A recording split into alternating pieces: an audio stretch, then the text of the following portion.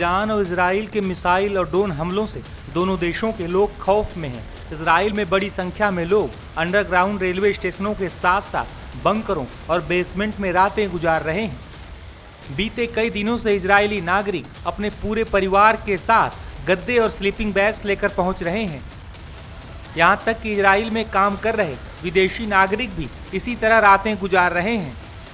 Iran और Israel के बीच छिड़ी इस जंग को लेकर कई दावे भी किए जा रहे हैं। हालांकि ये जंग जल्दी थमेगी, इसकी संभावना कम ही नजर आ रही है। कई रिपोर्ट्स में ये कहा जा रहा है कि ईरान और अमेरिका के बीच चल रही बातचीत पर निर्भर करता है कि ये जंग कब तक थमेगी। वहीं अमेरिकी राष्ट्रपति ट्रंप और इजरायली प्रधानमंत्री बेंजामिन नेतन्याहू लगातार ईरान के सर्वोच्च नेता अयातुल्ला अली खामनेई को चेतावनी दे रहे हैं।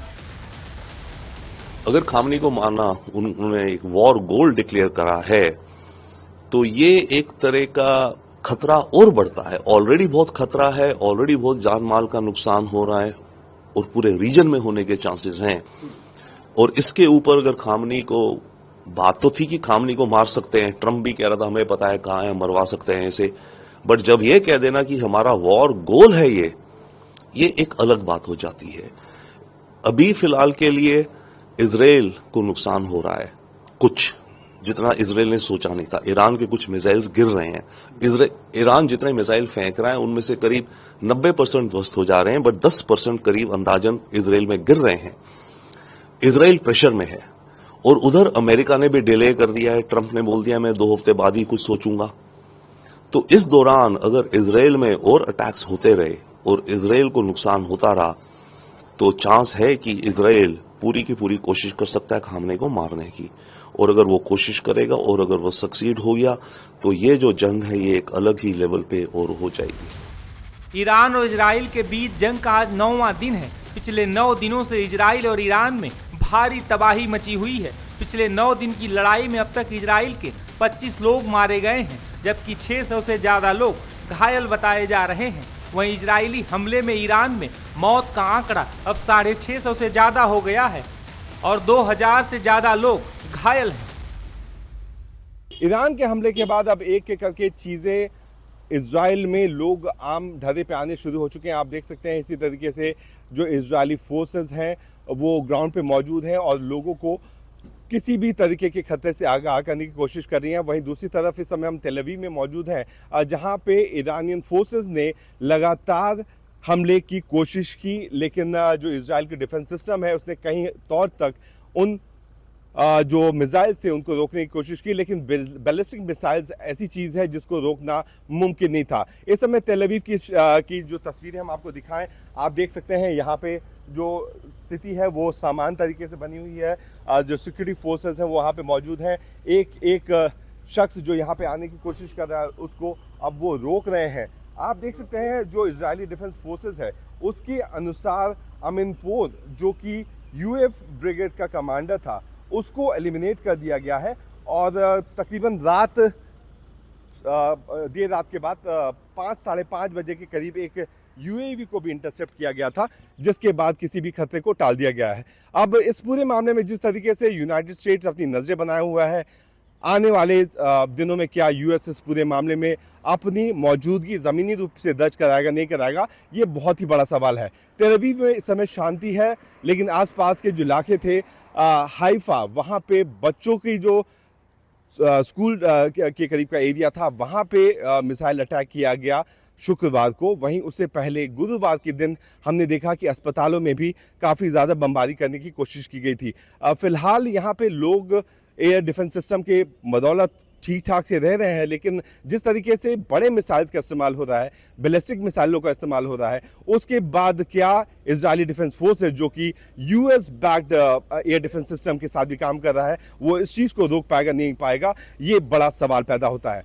देखिए, इजराइल और ईरान के बीच का ये जो युद्ध चल रहा है, इसका आगे आने वाला जो भविष्य इस बात पर निर्भर करेगा कि ईरान अपने नाभिकीय कार्यक्रम को किस दिशा में ले जाता है। यदि वो अपने नाभिकीय कार्यक्रम पर लगाम लगा लेता है और अमेरिका के साथ जो नई डील की जो बातचीत चल रही है उसके लिए सहमत हो जाता है, साइन वो डील कर लेता है, तो ऐसे में ये जो जंग है वो रुक सकती है और एक शांति की स्थापना हो सकती है।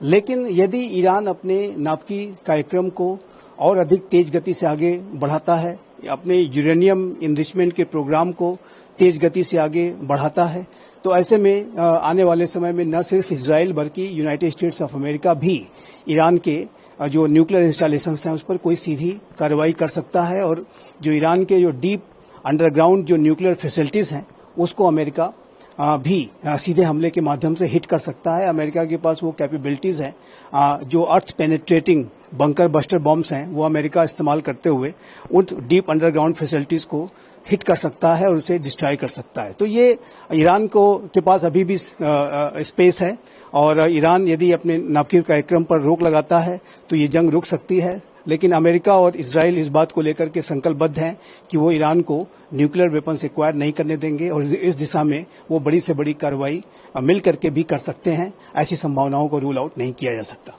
देखिए, मिडिल ईस्ट में जो तनाव की स्थिति है वो लगातार बनी हुई है।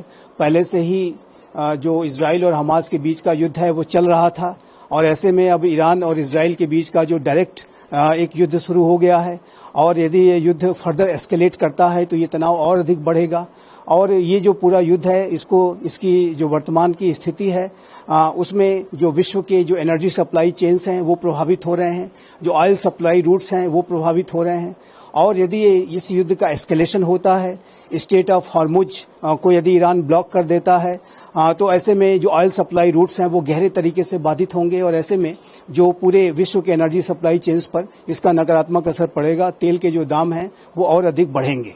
तो ये जो स्पष्ट रूप से दिखता है कि वर्तमान समय में जो इजराइल और ईरान के बीच के युद्ध की वजह से पूरे मिडिल ईस्ट रीजन में एक व्यापक तनाव की स्थिति व्याप्त हो गई है और ये तनाव आने वाले समय में ईरान का यदि यूरेनियम इनरिचमेंट का प्रोग्राम और अधिक आगे बढ़ता है तो ये तनाव और अधिक गहरा सकता है और इससे जाहिर है कि पूरा विश्व भी प्रभावित होगा। भारत तो इससे प्रभावित निसंदेह होगा ही। देखिए, इसमें कोई दो राय नहीं होना चाहिए कि इजराइल का जो अल्टीमेट लक्ष्य है वो ईरान में रिजीम चेंज को कराने का है, क्योंकि नेतन्याहू इस बात को मानते हैं कि जो ईरान की जो इस्लामिक रिजीम है वो पूरे इजराइल के अस्तित्व के लिए खतरा का कारण बन सकती है और जो ईरान में जो 1979 के इस्लामिक रिवॉल्यूशन के पहले जो शाह का शासन था उसके तरह से वहां पर वो शासन स्थापित करने की मंशा इजराइल भी रखता है और अमेरिका भी रखता है और दोनों ही इस बात की कोशिश करते हैं कि ईरान में किस तरीके से ये जो इस्लामिक शासन है वो समाप्त हो, वहां पर लोग रिजीम चेंज करें और इसके लिए दोनों प्रयास करते हैं। तो ये बेंजामिन नेतन्याहू का उसमें ये मानना है कि यदि सुप्रीम लीडर अयातुल्लाह खामनेई को एलिमिनेट कर दिया जाता है तो ऐसे में रिजीम चेंज को कराने में आसानी होगी। लेकिन ऐसी रिपोर्ट्स हैं कि डोनाल्ड ट्रंप ने ऐसे किसी भी प्लान पर इजराइल को एक्शन लेने से रोका है